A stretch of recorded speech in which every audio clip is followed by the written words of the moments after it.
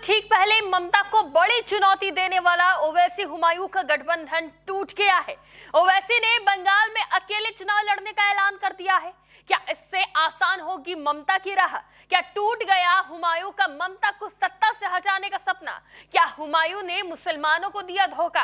गठबंधन टूटने की असली वजह क्या? कथित वीडियो या कोई साजिश? चलिए आपको बताते हैं। नमस्कार, टीवी 24 नेटवर्क देख रहे हैं आप। मैं हूं आपके साथ शिखा मेहरोत्रा। बंगाल की 30% से अधिक मुस्लिम आबादी 294 विधानसभा सीटों में से 112 से 130 सीटों पर अपना प्रभाव रखने वाली ये मुस्लिम आबादी, जबकि 109 सीटों पर निर्णायक भूमिका निभाती है। ये आबादी 41 से 43 सीटें ऐसी है जहां मुस्लिम आबादी 50% है, जो पूरी तरह चुनावी रुख बदल कर रख देती है। मुस्लिम वोटों का सबसे अधिक प्रभाव मालदा, मुर्शिदाबाद और उत्तर दिनाजपुर जैसे जिलों में देखने को मिलता है और इसी मुस्लिम वोट बैंक के प्रभाव को देखते हुए हुमायूं कबीर ने ममता बनर्जी से अलग होकर न सिर्फ अपनी पार्टी बनाई, बल्कि ओवैसी के साथ गठबंधन कर मुस्लिम वोट बैंक को अपनी तरफ शिफ्ट करने की कोशिश की। लेकिन ये कोशिश चुनाव से ठीक पहले ही हार गई, जिसकी वजह थी हुमायूं कबीर का एक वायरल वीडियो, जिसके सामने आते ही ओवैसी ने खुद को हुमायूं से दूर कर लिया और कह दिया कि अब हमारा हुमायूं कबीर और उनकी पार्टी से कोई लेना देना नहीं है। ऐसा इसलिए हुआ क्योंकि कथित वायरल वीडियो में हुमायूं कबीर भाजपा नेताओं से संपर्क और 1000 करोड़ की डील का जिक्र करते नजर आ रहे हैं।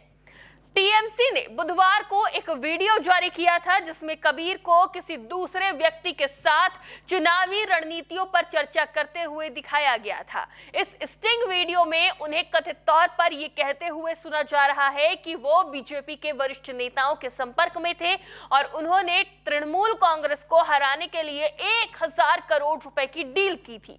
टीएमसी ने अब इस मामले को लेकर ईडी जांच की मांग करी है, जबकि बीजेपी ने इसे तृणमूल कांग्रेस की सस्ती नौटंकी करार दिया है, क्योंकि भाजपा का मानना है कि टीएमसी को इस चुनाव में अपनी हार साफ नजर आ रही है, इसलिए टीएमसी इस तरह के हथकंडे अपना रही है। वरिष्ठ नेता दिलीप घोष ने तो कबीर के दावों पर हंसते हुए कहा कि उन्हें 100 करोड़ रुपए भी नहीं मिलेंगे।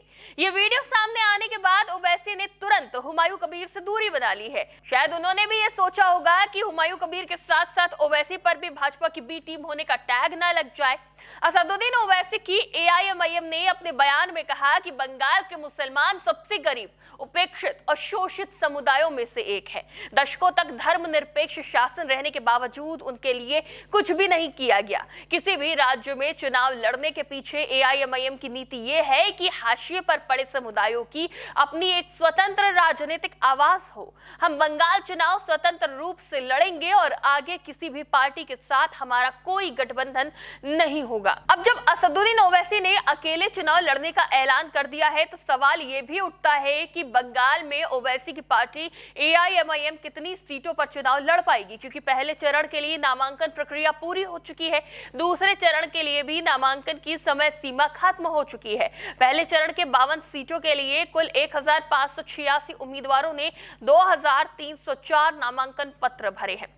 इन निर्वाचन क्षेत्रों के लिए मतदान 23 अप्रैल को होगा। एआईएमआईएम ने ट्वीट किया है कि हुमायूं कबीर के खुलासों से ये साफ हो गया है कि बंगाल के मुसलमान कितने कमजोर हैं। पार्टी ने कहा कि मजलिस ऐसे किसी भी बयान से खुद को नहीं जोड़ सकती जिससे मुसलमानों की ईमानदारी पर सवाल उठे। एआईएमआईएम ने कबीर की पार्टी के साथ अपना गठबंधन तोड़ दिया है। बीच चुनाव एआईएमआईएम द्वारा हुमायूं कबीर का हाथ छोड़ने से उसकी छवि को झटका लगा है। ऐसे में अब मुस्लिम कैसे यकीन करेंगे कि हुमायूं कबीर के साथ उनके हित सुरक्षित रहेंगे, क्योंकि टीएमसी पहले से ही हुमायूं कबीर को बीजेपी की बी टीम बता रही है। हुमायूं से मुस्लिम मतदाता का विश्वास हटना ममता बनर्जी के लिए किसी संजीवनी से कम नहीं होगा।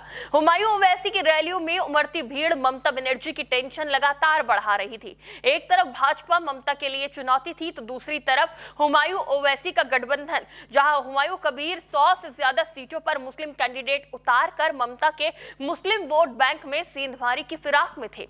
लेकिन टीएमसी की तरफ से जारी वीडियो ने हुमायूं पर बड़े सवाल खड़े कर दिए हैं कि क्या हुमायूं और भाजपा में कोई डील हुई है या फर्जी वीडियो के आधार पर जनता को गुमराह करने की कोशिश की जा रही है। फिलहाल ये जांच का विषय है, लेकिन इस वीडियो ने मुस्लिम जनता को ये सोचने पर मजबूर कर दिया है कि वो किस राजनीतिक दल पर भरोसा करे। कौन है मुसलमानों का सच्चा मसीहा, बाबरी की नींव रखने वाला हुमायूं कबीर या ममता बनर्जी? हालांकि इस कथित वीडियो को लेकर टीएमसी भाजपा और हुमायूं कबीर पर हमलावर है, लेकिन भाजपा उल्टा ममता बनर्जी को ही घेरती नजर आ रही है और इसे सस्ती पॉलिटिक्स करार दे रही है। भाजपा का मानना है कि टीएमसी हार के डर से इस तरह के कदम उठा रही है, लेकिन आपको क्या लगता है? क्या है हुमायूं के कथित इस वायरल वीडियो की सच्चाई? किसको वोट करेगा मुस्लिम वोटर? क्या इस गठबंधन के टूटने से ममता को होगा फायदा? जिस कोर वोट बैंक में बिखराव की अटकलें लगाई जा रही थी, क्या वो वोटर अब ममता का साथ देंगे? अपनी राय हमें कमेंट में जरूर बताएं। फिलहाल के लिए इतना ही। देखते रहिए TV24 नेटवर्क।